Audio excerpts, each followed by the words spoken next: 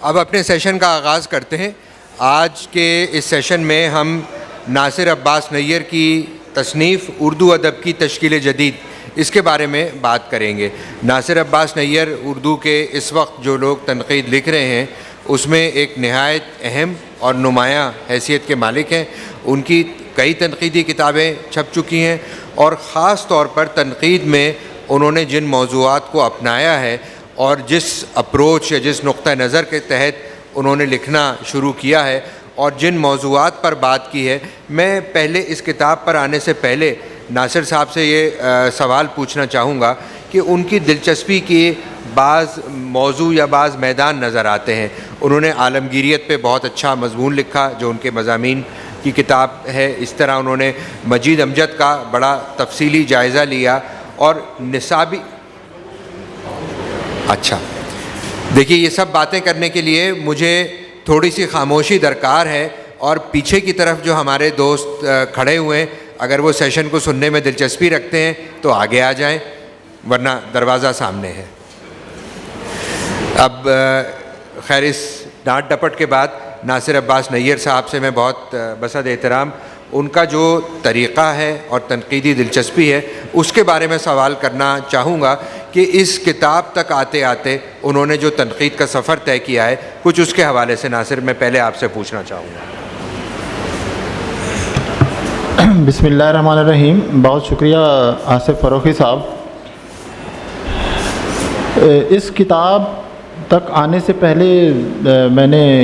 کئی مقالات لکھے اور چند کتابیں لکھیں، لیکن اس موضوع سے میری جو دلچسپی تھی وہ تقریباً آج سے کوئی 15-16 برس پہلے قائم ہوئی۔ میں نے ایم فل کا ایک مقالہ لکھا، جدیدیت اور ما بعد جدیدیت۔ اس وقت مجھے تھوڑی سی شناسائی ہوئی ادب کو سمجھنے کے جو نئے پیمانے تھے، ان میں ایک پیمانہ جو ما بعد نوآبادیات کا تھا،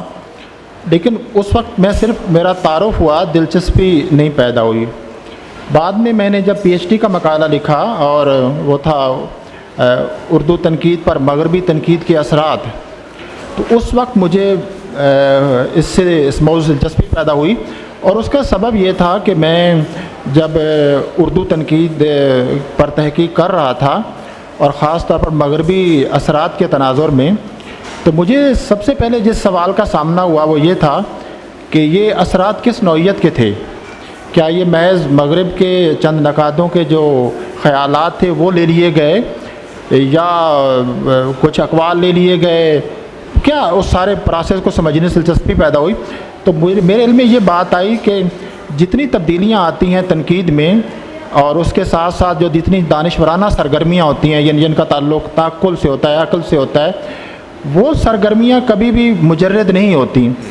ان سرگرمیوں کو ممکن بنانے میں یا ان اثرات کو ممکن بنانے میں تاریخ کا اور تاریخی تبدیلیوں کا بہت اہم کردار ہوتا ہے۔ تو میں نے پھر اس موضوع کو، یعنی مغربی اثرات کو سمجھنے کی کوشش کی اس تاریخی تناظر میں۔ تو پھر میرے علم میں آیا کہ وہ جو تاریخی تناظر تھا وہ تو نوآبادیات کا تھا، اور نوآبادیات کا خاتمہ اگرچہ 1947 میں ہو گیا تھا، لیکن جب میں نے اردو تنقید کی تاریخیں پڑھی تو ان میں بہت کم اس موضوع کو اس زاویے سے دیکھا گیا تھا کہ وہ اثرات کس نوعیت کے تھے، یعنی نوآبادیاتی اثرات کس قسم کے تھے۔ تو وہاں سے خیر وہ میرا پی ایچ ڈی میں وہ کام ہو گیا۔ اس کے بعد میں نے آزادانہ طور پر جب ادب کا مطالعہ کیا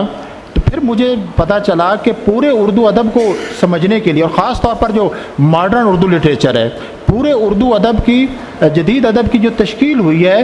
وہ نوآبادیاتی تناظر میں ہوئی ہے۔ تو اس لیے اگر ہمیں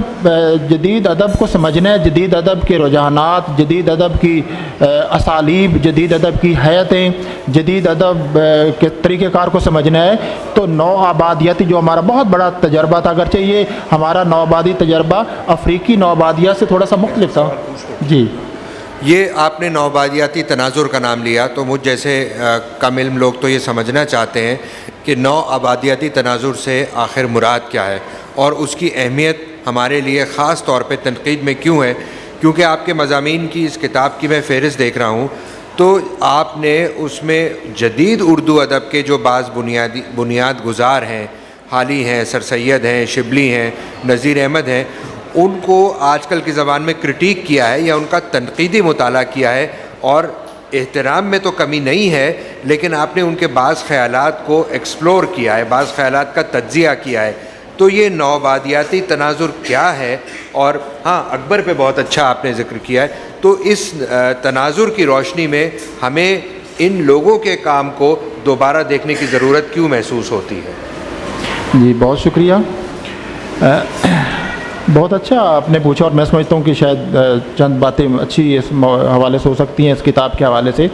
دیکھیں، جن سب کا آپ نے نام لیا یہ سارے جدید اردو ادب کے بنیاد گزار ہیں. اس کے بعد جتنا جدید ادب آیا ہے، اقبال سے لے کر راشد، میرا جی، انتظار حسین تک، منٹو، یہ جتنے سارے لوگ تھے، ان کے پیچھے جو موجود تھے لوگ، بنیاد گزار یہ سارے تھے. سر سید تھے، اکبر تھے، شبلی تھے، حالی تھے، یہ سارے لوگ تھے. تو ان کے جتنے جو جدید خیالات تھے ان سب کے، وہ ظاہر ہے وہ ایک طرح کا رسپانس تھا، ان کا جواب تھا کہ اس زمانے کی جو نوآبادیاتی صورتحال تھی وہ اس کا اپنے طور پر جواب دے رہے تھے. لیکن ایک فرق یہ ہے کہ 19ویں صدی میں جو نوآبادیات تھی اس کا جو جواب حالی نے، شبلی نے، سر سید نے، اکبر نے دیا، تو 20ویں صدی میں آ کر نہ صرف نوآبادیات میں تبدیلیاں ہوئیں بلکہ وہ جواب بھی وہ تبدیل ہونا شروع ہوئے. تو میں سمجھتا ہوں کہ اگر ہم اس سارے جدید ادب کا مطالعہ اس نوآبادیاتی تناظر میں نہیں کرتے تو ایک طرح سے بہت جو کڑی ہے وہ گم شدہ رہتی ہے کہ اس کی جو بنیادی کیا آئی. مثلا عام طور پر اگر باقی آپ کتابیں پڑھیں جو اردو ادب کی اس عہد کی تاریخ سے متعلق لکھی گئی ہیں، تو وہاں صرف زیادہ تشریحی ایک انداز ملتا ہے کہ اردو ادب میں یہ لوگ آئے اور ان کے خیالات یہ تھے، لیکن ان کے خیالات بنے کیسے، وہ خیالات وجود میں کیسے آئے، اس طرف وہ کم. اور اگر جب میں یہ مطالعہ کر رہا تو مجھے لگا کہ جس صورتحال میں آج ہم ہیں، جو ہمارے ہاں اس وقت خیالات ہیں، جو فنڈامنٹلزم ہے اور اس کے سلسلے میں مختلف کے بیانیے ہیں، ان سب کی جو جڑیں ہیں ہمیں یا سر سید کے ہاں ملتی ہیں، یا اکبر کے ہاں ملتی ہیں، یا حالی کے یہاں ملتی ہیں، یا نذیر احمد کے یہاں ملتی ہیں. نذیر احمد کے اگر آپ ناول پڑھیں تو یوں لگتا ہے کہ جیسے وہ جو نسو ہے اور کلیم ہے وہ آج کے آپ کو زندہ چلتے پھرتے کردار نظر آئیں گے. جو کلیم ہے وہ ایک سیکولر کردار ہے، ایک اس کی ایک انفرادی رائے ہے، لیکن جو نسو ہے وہ خالص ایک مذہبی نہ صرف کردار ہے بلکہ اپنے مذہبی نظام اور جو مذہبی نظریات ہیں ان کا اپنی پوری طاقت بروئے کار لاتا ہے اور کلیم کو سپریس کرنے کے لیے. اسی طرح کچھ اور رویے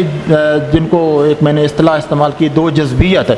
ہمارے ہاں مغرب کے سلسلے میں اب تک ایک رویہ موجود ہے، ہم یا مغرب سے نفرت کرتے ہیں یا مغرب کی اندھی تقلید کرتے ہیں. اس کے نتیجے میں مغرب کے سلسلے میں ہمارے ہاں ایک ایمبیویلنٹ رویہ پیدا ہوتا ہے، ایک نفرت کا رویہ ہے اور ایک محبت کا رویہ ہے. تو اس کا آغاز بھی شبلی کے، نذیر احمد کے، سر سید کے اور اکبر کے زمانے میں ہو گیا تھا. تو میرا خیال ہے پورا جو جدید ادب ہے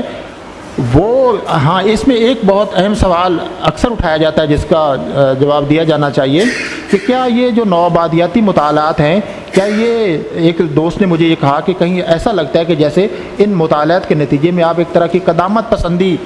کے شاید حق میں آپ کی جو آراء جا رہی ہیں. تو میں نے پھر اس کو واضح کرنے کی اس کتاب میں بھی کوشش کی ہے. ہمیں فرق کرنا چاہیے جدیدیت اور سفید جدیدیت میں. ایک ہے ٹرو ماڈرنٹی اور ایک ہے وائٹ ماڈرنٹی. تو اس کتاب میں پوری کوشش کی گئی ہے کہ ایک وہ درمیان جو خط امتیاز ہے، وائٹ ماڈرنٹی جو کلونیل ماڈرنٹی ہے، اس کو واضح کیا جائے وہ کیا ہے، اور ایک جو صحیح ماڈرنٹی ہے، اور ایسے اس کی ہمارے ہاں مثالیں موجود ہیں. ابتدا میں 19ویں صدی میں وہ کم ہیں لیکن 20ویں صدی میں اس کی زیادہ ہیں. لیکن اب تک میں سمجھتا ہوں کہ ہمارا جو پورا اردو ادب ہے اور پورا جو معاشرہ ہے ابھی تک اس کے درمیان ہے، یا ایک طبقہ ہے جو ٹرو ماڈرنٹی کی طرف جانا چاہتا ہے، ریشنل ہونا چاہتا ہے، فرد کی آزادی کی بات کرتا ہے، انسانی حقوق کی بات کرتا ہے. لیکن دوسری طرف ہے جو بالکل ایک مقلدانہ قسم کا، اور جو نوآبادیاتی عہد میں ایک جو وائٹ ماڈرنٹی تھی، جو مغربی ماڈرنٹی تھی، اور جس میں اس میں جو انلائٹنمنٹ ہے اور کلونیلزم ہے وہ دونوں ساتھ ساتھ ملے ہوئے تھے. تو میں نے ان خاص طور پر ان پوائنٹس کو ہائی لائٹ کرنے کی کوشش کی ہے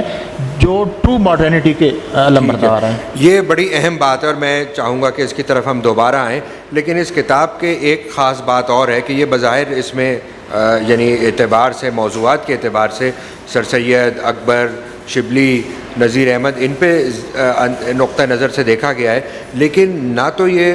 معذرت کے ساتھ مدرسانہ یا اکیڈمک ہے، نہ یہ تحقیقی ہے، بلکہ اس میں جو ان کی ایک عصری معنویت ہو سکتی ہے یا ہمارے لیے کنٹمپریری ریلیونس ہو سکتی ہے، اس کے طور پر دیکھا گیا ہے۔ اور اس کا خاص طور پہ مجھے اس میں ایک بہت اچھا زاویہ نظر وہ نظر آیا ہے جب آپ فکشن کی بات کرتے ہیں۔ آپ نے ایک مختصر سے حصے میں قرۃ العین حیدر کا ذکر کیا ہے، بڑی بصیرت افروز باتیں کی ہیں، اور انتظار حسین کے بارے میں تو آپ نے تفصیل سے لکھا ہے۔ تو یہ انتظار حسین اور قرۃ العین حیدر اور ان کے زمانے کے افسانوی ادب میں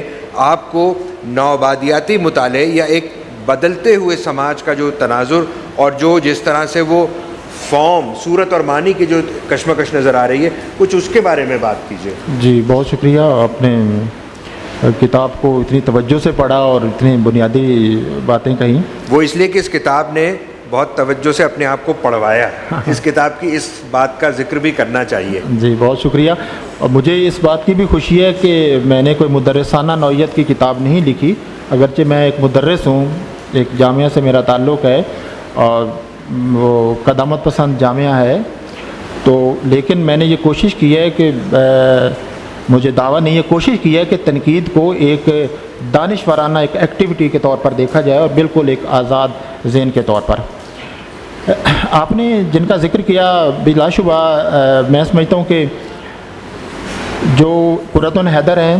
منٹو اور انتظار حسین، یہ تین ایسے نام تھے فکشن میں جنہوں نے صحیح معنوں میں ایک طرح کا پوسٹ کلونیل جو ادب تھا وہ پیدا کیا۔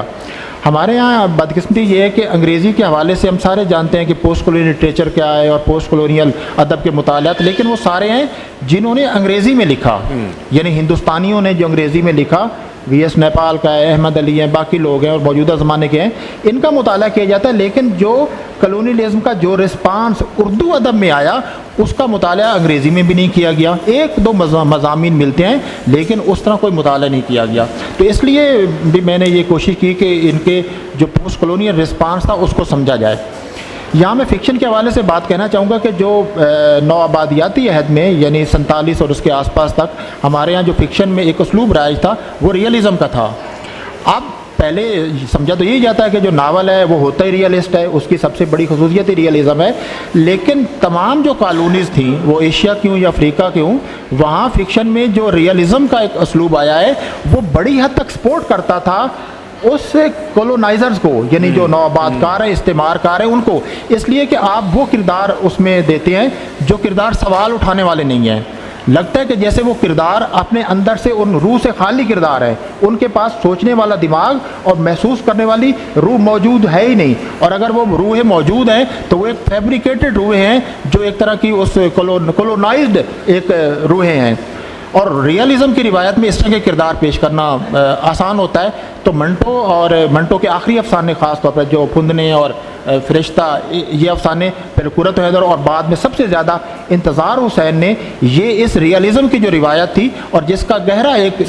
ایپسٹیمالوجیکل تعلق کلونیلزم کے ساتھ تھا، اس کو توڑا اور دوسری فکشن کی وہ روایت پیدا کی۔ یہ انتظار حسین نے کئی سطحوں پہ کام کیا، نہ صرف جو پرانی ہماری ساری تہذیب تھی اس کو ریکلیم کیا۔ یہ میں نے کوشش کی ہے، ہمارے یہاں ایک بڑی غلط فہمی پائی جاتی ہے کہ جب ہم پرانے کو نئے زمانے میں لے آتے ہیں تو اس کی معنویت کیا ہوتی ہے؟ دو رویے ہیں، یا تو آپ پرانے کا احیا کرنا چاہتے ہیں اور اس کے نتیجے میں قدامت پسندی پیدا ہوتی ہے، آپ پرانے زمانے کا ایک آئیڈیل تصور کر لیتے ہیں، یہ ریوائول ہے۔ اور اگر پوسٹ کولونیلزم میں یا ہمارے ادب میں اگر ریوائول کا رویہ آتا ہے تو یہ کسی طرح بھی ایک صحت مند رویہ نہیں ہے، لیکن اس کے مقابلے میں دوسرا رویہ ہے کہ آپ پرانی تہذیب کو ریکلیم کرتے ہیں، کہ اس تہذیب کو اپنے زمانے کے لیے بامانی بناتے ہیں، اپنے زمانے کے جو سوالات ہیں۔ آپ نے بالکل ٹھیک کہا کہ میرے ذہن میں مسلسل یہ بات رہی تھی کہ جو ہمارے اپنے زمانے کے بنیادی جو خالص دانشورانہ اور بنیادی نوعیت کے سوالات ہیں، ان سوالات کے جواب کی تلاش میں اس کتاب یہ میں نے مضامین لکھنے کی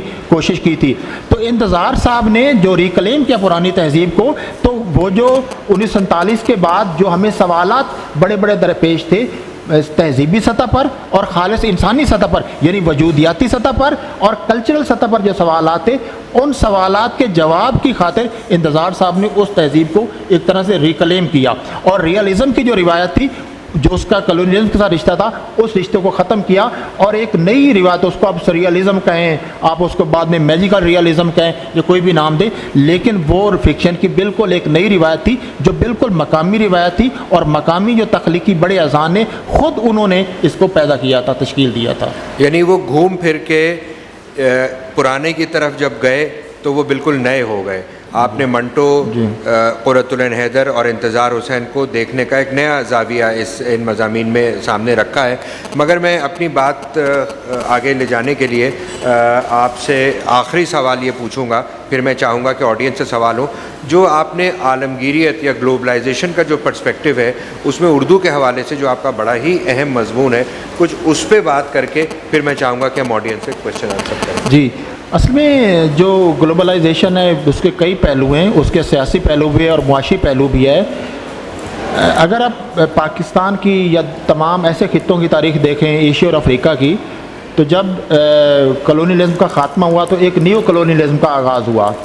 تو جو گلوبلائزیشن ہے یہ بڑی حد تک معاشی سطح پر اس نیو کلونیلزم کی ایک فیز کو پیش کرتی ہے. تو گلوبلائزیشن سے میری دلچسپی بھی دراصل اس جو پوسٹ کلونیل میرے مطالعات ہیں ان کی وجہ سے تھی، اس کو سمجھنے کے لیے کہ جو موجودہ اور پچھلے یعنی 15-20 سالوں میں جو شکل عالمی سطح پر ایک نیو کلونیلزم کی آئی ہے وہ کیا ہے. تو اس کو میں نے سمجھنے کی کوشش کی، لیکن اس کا پرسپیکٹو میں نے بہت محدود رکھا اردو زبان تک، کہ گلوبلائزیشن کس طرح ایک ایسا جو وحدانی تصور، ایک مونولیتھک تصور جو زبانوں کا پیش کر رہی ہے، کلچر کا پیش کر رہی ہے، تو اس کے نتیجے میں اردو اور دوسری جو زبانیں ہیں وہ کتنی سفر کر رہی ہیں. انگریزی کس طرح گلوبلائزیشن میں ایک کلر لینگویج، ایک قاتل زبان بنی ہے جس سے بہت زیادہ خطرہ ہے، جو لوگ دوسری جو زبان ہے یا بولنے والے ہیں ان کو خاموش کر رہی ہے. تو میں نے اس میں یعنی اس کا جو پرسپیکٹیو ذرا محدود ہے، لسانی سطح پر ہے، اگرچہ اس کو بڑھانے کی ضرورت ہے کہ کلچرل سطح پر بھی اور باقی جو ادب کی فارم ہے ان کی سطح پر بھی اس کا مطالعہ کیا جانا چاہیے. محدود آپ اس کو کہہ رہے ہیں، شاید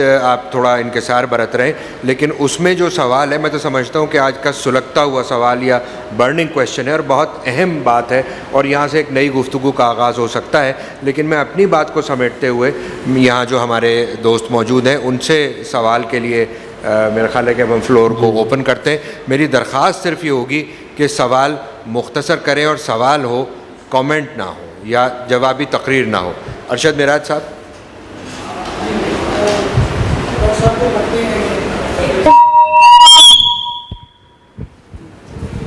ڈاکٹر صاحب کو پڑھتے ہوئے میں کافی عرصہ ہو گیا.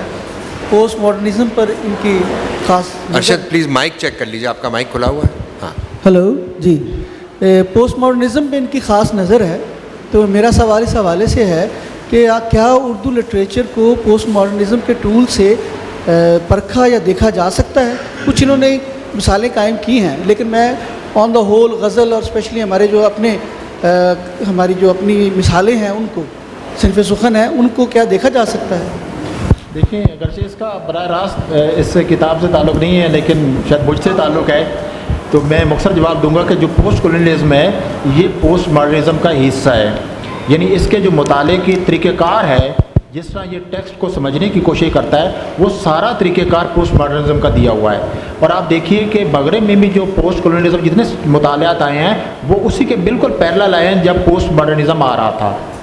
ایڈورڈ سعید کا آپ ظاہر اس کے بنیاد گزاروں میں ہے، ایڈورڈ سعید کو آپ پڑھیں تو جس نے ایڈورڈ سعید نے جو بنیادی تھیوری مستعار لی ہے وہ مشل فوکو کے نظریہ ڈسکورس سے لی ہے، اور وہ ظاہر ایک پوسٹ اسٹرکچرسٹ اور پوسٹ ماڈرن مفکر ہے. اچھا، اب 10 منٹ کا وارننگ بھی آ رہی ہے. 2 سوال، ایک فاطمہ حسن اور ایک سلیم صاحب، اور آپ دونوں سوال سن لیجئے پھر ساتھ میں ان کا جواب دیں. جی جی. میں نے کتاب نہیں پڑھی ہے، ابھی خریدوں گی، لیکن میں صرف یہ جاننا چاہتی ہوں کہ آپ نے پوسٹ ماڈرن لٹریچر کے حوالے دیے، تو کیا خالدہ حسین کا کوئی ذکر ہے اس میں؟ کیونکہ ان کی سواری اور کاغذی گھاٹ یہ پوسٹ کالونیل لٹریچر کے حوالے سے. سلیم صاحب آپ کا بھی مختصر سوال. ڈاکٹر صاحب، آپ نے یہ پوسٹ کولونیل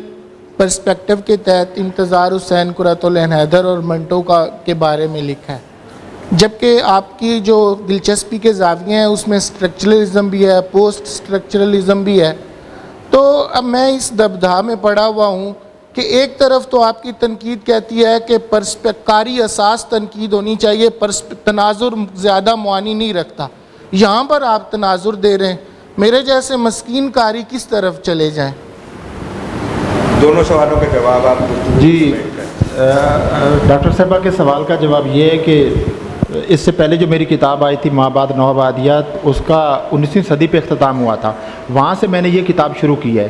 اب جہاں یہ کتاب ختم ہو رہی ہے اس کے بعد میں کتاب شروع کروں گا, اس میں ان کا آئے گا اور باقی لوگوں کا, بہت سے اور لوگ ہیں ضرور, مجھے بالکل یہ احساس ہے. ان کے سوال کا جواب یہ کہ میں اپنی پوری گفتگو میں سوال کا جواب دے چکا ہوں. اچھا ناصر صاحب, مجھے اس میں ایک تاثر یہ بھی مل رہا ہے کہ یہاں سے جو بحث کا آغاز ہوا ہے وہ آپ کے اگلے مضامین کا پیش خیمہ بھی ہو سکتا ہے. جی نوجوان کا آخری سوال سن لیجئے. ہاں جناب, مائک ادھر دے دیں, یہ آگے فرنٹ رو میں بیٹھے ہوئے ہیں.